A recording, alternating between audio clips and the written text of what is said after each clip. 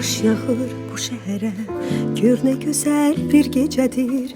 Bir sen bir ben bu şehirde, bir de yağışlı gecedir. Yağış yağır bu iki gün, sevgimize heyretidir. Belki yağan yağış değil, gönlümüzün hasretidir, hasretidir. Bugün göyler nəğmə deyir, ürəyində sözü varmış. Bu məhəbbət nəğməsini görən harda bilir yağış. Yağış yağır bu iki gün, sevgimizə heyrətidir. Bəlkə yağan yağış deyil, könlümüzün həsrətidir, həsrətidir.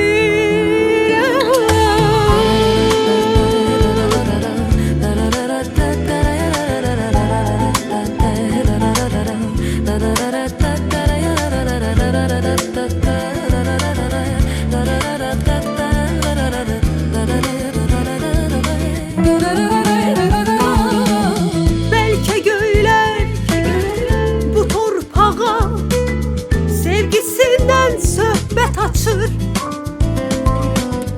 Yağış yağır bu şehrin gözlerinden yuxu kaçır. Bu şehirde, bu yağışta, bu gecede bizimkidir. Bu gecede bize bakan o seherde bizimkidir.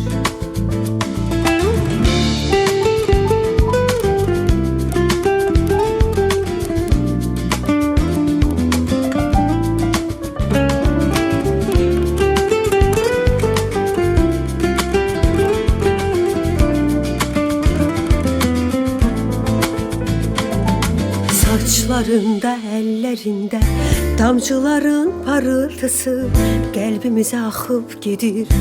Bu yağışın pıçıltısı.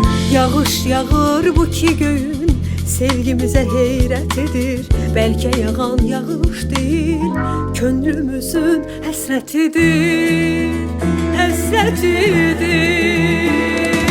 Belki göyler bu torpağa sevgisinden söhbet açır. Yağış yağır bu şehrin gözlerinden yuxu kaçır. Bu şehirde, bu yağışta, bu gecede bizimkidir.